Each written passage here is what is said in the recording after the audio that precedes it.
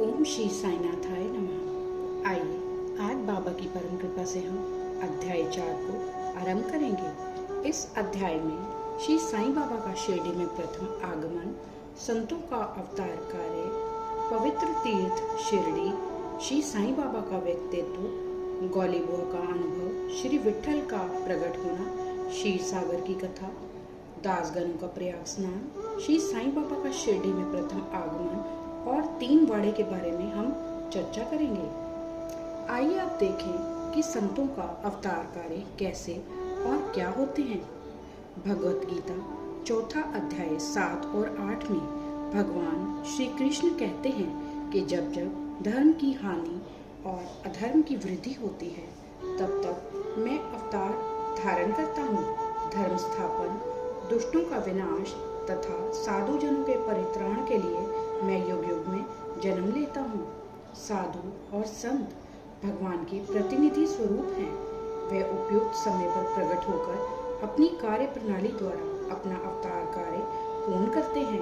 अर्थात जब ब्राह्मण, क्षत्रिय और वैश्य अपने कर्तव्यों से विमुख हो जाते हैं, जब शूद्र उच्च जातियों के अधिकार छीनने लगते हैं, जब धर्म के आचार्यों का अनादर तथा निंदा होने लगती है, जब धार्मिक उपदेशों की उपेक्षा होने लगती है, जब प्रत्येक व्यक्ति सोचने लगता है कि मुझसे श्रेष्ठ विद्वान दूसरा नहीं, जब लोग निषिद्ध भोज्य पदार्थों और मदिरा आदि का सेवन करने लगते हैं, जब धर्म की आड़ में निंदित कार्य होने लगते हैं, जब भिन्न भिन्न धर्मावलंबी परस्पर लड़ने लगते हैं, जब ब्राह्मण संध्यादि कर्म छोड़ देते हैं, कर्मठ पुरुषों को धार्मिक कृत्यों में अरुचि उत्पन्न हो जाती है, जब योगी ध्यान आदि कर्म करना छोड़ देते हैं और जब जन साधारण की ऐसी धारणा हो जाती है कि केवल धन, संतान और स्त्री ही सर्वस्व है, तथा इस प्रकार जब लोग सत्य मार्ग से विचलित होकर अधःपतन की ओर अग्रसर होने लगते हैं, तब संत प्रकट होकर अपने उपदेशों एवं आचरण के द्वारा धर्म की संस्थापना करते हैं। वे समुद्र के ज्योति स्तंभ की तरह हमारा उचित मार्गदर्शन करने तथा सत्य पथ पर चलने को प्रेरित करते हैं। इसी मार्ग पर अनेक संत जैसे निवृत्तिनाथ, ज्ञानदेव, मुक्ताबाई, नामदेव, गौरा, गुणाई, एकनाथ, तुकाराम, नरहरि, नरसी भाई, सजन कसाई, संवत्ता माली और रामदास तथा कई अन्य संत सत्य मार्ग का दिग्दर्शन कराने हेतु भिन्न भिन्न अवसरों पर प्रकट हुए और इन सब के पश्चात शिरडी में श्री साईं बाबा का अवतार हुआ। आइए अब पवित्र तीर्थ शिरडी के बारे में जानें। अहमदनगर जिले में गोदावरी नदी के तट बड़े ही भाग्यशाली हैं, जिन पर अनेक संतों ने जन्म धारण किया और अनेकों ने वहां आश्रय पाया। ऐसे संतों में श्री ज्ञानेश्वर महाराज प्रमुख थे। शिरडी अहमदनगर के कोपरगांव जिले तालुका में है। गोदावरी नदी पार करने के पश्चात मार्ग सीधा शिरडी को जाता है। 8 मील चलने पर जब आप नीमगांव पहुंचेंगे तो वहां से शिरडी दृष्टिगोचर होने लगती है। कृष्णा नदी के तट पर अन्य तीर्थ स्थान गाणगापुर, नरसिंहवाड़ी और औदुंबर के समान ही शिरडी भी प्रसिद्ध तीर्थ है। जिस प्रकार दामोजी ने मंगलवेढ़ा को पंढरपुर के समीप, समर्थ रामदास ने सज्जनगढ़ को, दत्तावतार श्री नरसिंह सरस्वती ने वाड़े को पवित्र किया, उसी प्रकार श्री साईं बाबा ने शिरडी में अवतीर्ण होकर उसे पावन बनाया। आइए अब श्री साईं बाबा के व्यक्तित्व को जानने का प्रयास करें। श्री साईं बाबा के सानिध्य से शिरडी का महत्व विशेष बढ़ गया। अब हम उनके चरित्र का अवलोकन करेंगे। उन्होंने इस भवसागर पर विजय प्राप्त कर ली थी, जिसे पार करना महान, दुष्कर तथा कठिन है। शांति उनका आभूषण था तथा वे ज्ञान की साक्षात प्रतिमा थे। वैष्णव भक्त सदैव वहां आश्रय पाते थे। दानवीरों में वे राजा कर्ण के समान दानी थे। वे समस्त सारों के सार रूप थे। ऐहिक पदार्थों से उन्हें अरुचि थी। सदा आत्मस्वरूप में निमग्न रहना ही उनके जीवन का मुख्य ध्येय था। अनित्य वस्तुओं का आकर्षण उन्हें छू भी नहीं गया था। उनका हृदय शीशे के सदृश उज्जवल था। उनके श्रीमुख से सदैव अमृत वर्षा होती थी। अमीर और गरीब उनके लिए दोनों एक समान थे। मान अपमान की उन्हें किंचित मात्र भी चिंता नहीं थी। वे निर्भय होकर संभाषण करते, भांति भांति के लोगों से मिलजुल कर रहते, नर्तकियों का अभिनय तथा नृत्य देखते और गजल कवालियां भी सुनते थे। इतना सब करते हुए भी उनकी समाधि किंचित मात्र भी भंग नहीं होती थी। अल्लाह का नाम सदा उनके होठों पर था। जब दुनिया जागती तो वे सोते और जब दुनिया सोती तो वे जागते थे। उनका अंतःकरण प्रशांत महासागर की तरह शांत था। न उनके आश्रम का कोई निश्चय कर सकता था और न उनकी कार्य प्रणाली का अंत पा सकता था। कहने के लिए तो वह एक स्थान पर निवास करते थे, परंतु विश्व के समस्त व्यवहारों व व्यापारों का उन्हें भली भांति ज्ञान था। उनके दरबार का रंग ही निराला था। वे प्रतिदिन अनेक किंवदंतियां कहते थे, परंतु उनकी अखंड शांति किंचित मात्र भी विचलित न होती थी। वे सदा मस्जिद की दीवार के सहारे बैठे रहते थे तथा प्रातः, मध्याह्न और सायंकाल लेंडी और चावड़ी की ओर वायु सेवन करने जाते तो भी सदा आत्मस्थित ही रहते थे। स्वतः सिद्ध होकर भी वे साधकों के समान आचरण करते थे। वे विनम्र, दयालु तथा अभिमान रहित थे। उन्होंने सबको सदा सुख पहुंचाया। ऐसे थे श्री साईं बाबा, जिनके श्री चरणों का स्पर्श पाकर शिरडी पावन बन गई। उसका महत्व असाधारण हो गया। जिस प्रकार ज्ञानेश्वर ने आलंदी और एकनाथ ने पैठन का उत्थान किया था, वही गति श्री साईं बाबा द्वारा शिरडी को प्राप्त हुई। शिरडी के फूल, पत्ते, कंकड़ और पत्थर भी धन्य हैं, जिन्हें श्री साईं चरणपुंजों का चुंबन तथा उनकी चरण रज मस्तक पर धारण करने का सौभाग्य प्राप्त हुआ। भक्तगण को शिरडी एक दूसरा पंढरपुर, जगन्नाथपुरी, द्वारका, बनारस, महाकालेश्वर तथा गोकर्ण महाबलेश्वर बन गई। श्री साईं का दर्शन करना ही भक्तों का वेद मंत्र था, जिसके परिणाम स्वरूप आसक्ति घटती और आत्मदर्शन का पथ सुगम होता था। उनका श्री दर्शन ही योग साधन था और उनसे वार्तालाप करने से समस्त पाप नष्ट हो जाते थे। उनका पाद सेवन करना ही त्रिवेणी स्नान के समान था तथा चरणामृत पान करने मात्र से ही समस्त इच्छाओं की तृप्ति होती थी। उनकी आज्ञा हमारे लिए वेद सदृश थी। प्रसाद तथा उदी ग्रहण करने से चित्त की शुद्धि होती थी। वे ही हमारे राम और कृष्ण थे, जिन्होंने हमें मुक्ति प्रदान की। वे ही हमारे परब्रह्म थे। वे छंदों से परे रहते तथा कभी निराश व हताश नहीं होते थे। वे सदा आत्मस्थिर, चैतन्य घन तथा आनंद की मंगल मूर्ति थे। कहने को तो शिरडी उनका मुख्य केंद्र था, परंतु उनका कार्य क्षेत्र पंजाब, कलकत्ता, उत्तरी भारत, गुजरात, ढाका और कोंकण तक विस्तृत था।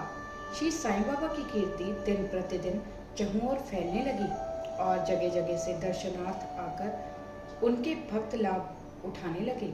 केवल दर्शन से ही मनुष्यों को, चाहे वे शुद्ध तथा अशुद्ध हृदय के हों, के चित्त को परम शांति मिल जाती थी। उन्हें उसी आनंद का अनुभव होता था जैसा कि पंढरपुर में श्री विट्ठल के दर्शन से होता है। यह कोई अतिशयोक्ति नहीं है। एक भक्त जिनका नाम गौली बुआ था, लगभग 95 वर्ष के वयोवृद्ध भक्त जिनका नाम गौली बुआ था, पंडरी के वारकरी थे। वे 8 मास पंढरपुर तथा 4 मास आषाढ़ से कार्तिक तक गंगा तट पर निवास करते थे। सामान ढोने के लिए वे एक गधे को अपने पास रखते और एक शिष्य भी सदैव उनके साथ रहता था। वे प्रतिदिन वारी लेकर पंढरपुर जाते और लौटते समय श्री बाबा के दर्शनार्थ शिरडी आते थे। बाबा पर उनका अगाध प्रेम था। वे बाबा की ओर एकटक निहारते और कह उठते थे कि यह तो पंढरीनाथ श्री विट्ठल के अवतार, जो अनाथ नाथ, दीन दयाल और तीनों के नाथ हैं। गौली बुआ श्री विठोबा के परम भक्त थे।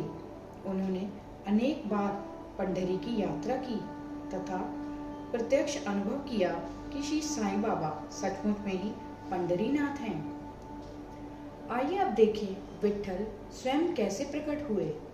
श्री साईं बाबा की ईश्वर चिंतन और भजन में विशेष अभिरुचि थी। वह सदैव अल्लाह मालिक पुकारते तथा भक्तों से कीर्तन सप्ताह करवाते थे। इसे नाम सप्ताह भी कहते हैं। एक बार उन्होंने दासगणों को कीर्तन सप्ताह करने की आज्ञा दी। दासगणों ने बाबा से कहा, आपकी आज्ञा मुझे शिरोधार्य है, परंतु इस बात का आश्वासन मिलना चाहिए कि सप्ताह के अंत में विट्ठल अवश्य प्रकट होंगे। बाबा ने अपना हृदय स्पर्श करते हुए कहा कि विट्ठल अवश्य प्रकट होंगे, परंतु साथ ही भक्तों में श्रद्धा व तीव्र उत्सुकता का होना अनिवार्य है। ठाकुरनाथ की डंकपुरी, विट्ठल की पंढरी, रणछोड़ की द्वारिका, यही तो है। किसी को दूर जाने की आवश्यकता नहीं है। क्या विट्ठल कहीं बाहर से आएंगे?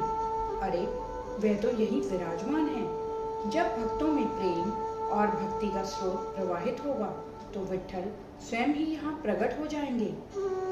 सप्ताह समाप्त होने के बाद विट्ठल भगवान इस प्रकार प्रकट हुए। काका साहेब दीक्षित सदैव की भांति स्नान करने के पश्चात जब ध्यान करने को बैठे तो उन्हें विट्ठल के दर्शन हुए। दोपहर के समय जब वे बाबा के दर्शनार्थ मस्जिद पहुंचे तो बाबा ने उनसे पूछा, क्यों विट्ठल पाटिल आए थे ना? क्या तुम्हें उनके दर्शन हुए? वे बहुत चंचल हैं, उनको दृढ़ता से पकड़ लो। यदि थोड़ी भी असावधानी की तो वे बचकर निकल जाएंगे। यह प्रातःकाल की घटना थी और दोपहर के समय उन्हें पुनः दर्शन हुए। उसी दिन एक चित्र बेचने वाला विठोबा के 25-30 चित्र लेकर वहां बेचने आया। यह चित्र ठीक वैसा ही था जैसा कि काका साहेब दीक्षित को ध्यान में दर्शन हुए थे। चित्र देखकर और बाबा के शब्दों का स्मरण कर काका साहेब को बड़ा विस्मय और प्रसन्नता हुई। उन्होंने एक चित्र सहज खरीद लिया और उसे अपने देवघर में प्रतिष्ठित कर दिया। ठाणा के अवकाश प्राप्त मामलतदार श्री बीवी देव ने अपने अनुसंधान के द्वारा यह प्रमाणित कर दिया है कि शिरडी पंढरपुर की परिधि में आती है। दक्षिण में पंढरपुर श्री कृष्ण का प्रसिद्ध स्थान है, अतः शिरडी ही द्वारिका है। साई लीला पत्रिका भाग 12 अंक 1, 2, 3 के अनुसार द्वारिका की एक और व्याख्या सुनने में आई है, जो कि केवारी नारायण अय्यर द्वारा लिखित भारतवर्ष का स्थायी इतिहास में स्कंद पुराण भाग 2 पृष्ठ 90 से उद्धृत की गई है। वह इस प्रकार है, चतुर्वर्णामपि वर्गाणां यत्र द्वाराणि सर्वथा अतो द्वारात्वति युक्ता विद्वत भस्तु वादिभिः। जो स्थान चारों वर्णों के लोगों को धर्म, अर्थ, काम और मोक्ष के लिए सुलभ हो, दार्शनिक लोग उसे द्वारिका के नाम से पुकारते हैं। शिरडी में बाबा की मस्जिद केवल चारों वर्णों के लिए ही नहीं, अपितु दलित, अस्पृश्य और भागोजी शिंदे जैसे कोड़ी आदि सभी के लिए खुली थी। अतः शिरडी को द्वारिका कहना ही सर्वथा उचित है। आइए अब हम भगवंतराव क्षीरसागर की कथा सुने। श्री विट्ठल पूजन में बाबा को कितनी रुचि थी, यह भगवंतराव क्षीरसागर की कथा से स्पष्ट है। भगवंतराव के पिता विठोबा के परम भक्त थे, जो प्रतिवर्ष पंढरपुर फारी लेकर जाते थे। उनके घर में विठोबा की एक मूर्ति थी, जिसकी वह नित्य प्रति पूजा करते थे। उनकी मृत्यु के पश्चात उनके पुत्र भगवंतराव ने वारी पूजन, श्राद्ध इत्यादि समस्त कर्म करना छोड़ दिया। जब भगवंतराव शिरडी आए तो बाबा उन्हें देखते ही कहने लगे कि इनके पिता मेरे परम मित्र थे, इसी कारण मैंने इन्हें यहाँ बुलाया है। इन्होंने कभी नैवेद्य अर्पण नहीं किया तथा मुझे और विठोबा को भूखों मारा है, इसलिए मैंने इन्हें यहाँ आने को प्रेरित किया है। अब मैं इन्हें हठ पूर्वक पूजा में लगा दूंगा। आइए अब सुनते हैं दासगणों का प्रयाग स्नान। गंगा और यमुना नदी के संगम पर प्रयाग प्रसिद्ध पवित्र तीर्थ स्थान है। हिंदुओं की ऐसी भावना है कि वहाँ स्नान आदि करने से समस्त पाप नष्ट हो जाते हैं। इसी कारण प्रत्येक पर्व पर सहस्त्रों भक्तगण वहां जाते हैं और स्नान का लाभ उठाते हैं। एक बार दासगणों ने भी वहां जाकर स्नान करने का निश्चय किया। इस विचार से वे बाबा से आज्ञा लेने उनके पास आए। बाबा ने कहा कि इतनी दूर व्यर्थ भटकने की क्या आवश्यकता है? अपना प्रयाग तो यही है, मुझ पर विश्वास करो। आश्चर्य, महान आश्चर्य! जैसे ही दासगणों बाबा के चरणों पर नत हुए तो बाबा के श्री चरणों से गंगा यमुना की धारा वेग से प्रवाहित होने लगी। यह चमत्कार देखकर दासगणों का प्रेम और भक्ति उमड़ पड़ी। आंखों से अश्रुओं की धारा बहने लगी। उन्हें कुछ अंतर्स्फूर्ति हुई और उनके मुख से श्री साईं बाबा की स्रोतस्विनी स्वतः प्रवाहित होने लगी। आइए अब देखें श्री साईं बाबा का शिरडी में प्रथम आगमन कैसे हुआ। श्री साईं बाबा के माता पिता, उनके जन्म और जन्म स्थान का किसी को भी ज्ञान नहीं है। इस संबंध में बहुत छानबीन की गई। बाबा से तथा अन्य लोगों से भी इस विषय में पूछताछ की गई, परंतु कोई संतोषप्रद उत्तर अथवा सूत्र हाथ न लग सका। यथार्थ में हम लोग इस विषय में सर्वथा अनभिज्ञ हैं। नामदेव और कबीरदास जी का जन्म अन्य लोगों की भांति नहीं हुआ था। वे बाल रूप में प्रकृति की गोद में पाए गए थे। नामदेव भीमरथी नदी के तीर पर बुनाई को और कबीर भागीरथी नदी के तीर पर तमाल को पड़े हुए मिले थे। और ऐसा ही श्री साईं बाबा के संबंध में भी था। वह शिरडी में नीम वृक्ष के तले 16 वर्ष की तरुणावस्था में स्वयं भक्तों के कल्याणार्थ प्रकट हुए थे। उस समय भी वह पूर्ण ब्रह्म ज्ञानी प्रतीत होते थे। स्वप्न में भी उनको किसी लौकिक पदार्थ की इच्छा नहीं थी। उन्होंने माया को ठुकरा दिया था और मुक्ति उनके चरणों में लौटती थी। शिरडी ग्राम की एक वृद्ध स्त्री नाना चौकदार की मां ने उनका इस प्रकार वर्णन किया है। एक तरुण, स्वस्थ, फुर्तीला तथा अति रूपवान बालक सर्वप्रथम नीम वृक्ष के नीचे समाधि में लीन दिखाई पड़ा। सर्दी व गर्मी की उन्हें किंचित मात्र भी चिंता नहीं थी। उन्हें इतनी अल्प आयु में इस प्रकार कठिन तपस्या करते देखकर लोगों को महान आश्चर्य हुआ। दिन में वह किसी से भेंट नहीं करते थे और रात्रि में निर्भय होकर एकांत में घूमते थे। लोग आश्चर्यचकित होकर पूछते फिरते थे कि इस युवक का कहाँ से आगमन हुआ है। उनकी बनावट तथा आकृति इतनी सुंदर थी कि एक बार देखने मात्र से लोग आकर्षित हो जाते थे। वह सदा नीम वृक्ष के नीचे बैठे रहते थे और किसी के द्वार पर ना जाते थे। यद्यपि वे देखने में युवक प्रतीत होते थे, परंतु उनका आचरण महात्माओं के सदृश था। वह त्याग और वैराग्य की साक्षात प्रतिमा थे। एक बार एक आश्चर्यजनक घटना हुई। एक भक्त को भगवान खंडोबा का संचार हुआ। लोगों ने शंका निवारणार्थ उनसे प्रश्न किया कि हे देव, कृपया बतलाइए कि ये किस भाग्यशाली पिता की संतान हैं और इनका कहाँ से आगमन हुआ है। भगवान खंडोबा ने एक कुदाली मंगवाई और एक निर्दिष्ट स्थान पर खोदने का संकेत किया। जब वह स्थान पूर्ण रूप से खोदा गया तो वहाँ एक पत्थर के नीचे ईंटें पाई गई। पत्थर को हटाते ही एक द्वार दिखा जहाँ पर 4 दीप जल रहे थे। उन दरवाजों का मार्ग एक गुफा में जाता था, जहाँ गोमुखी आकार की इमारत, लकड़ी के तख्ते, मालाएं आदि दिखाई पड़ी। भगवान खंडोबा कहने लगे कि इस युवक ने इस स्थान पर 12 वर्ष तपस्या की है।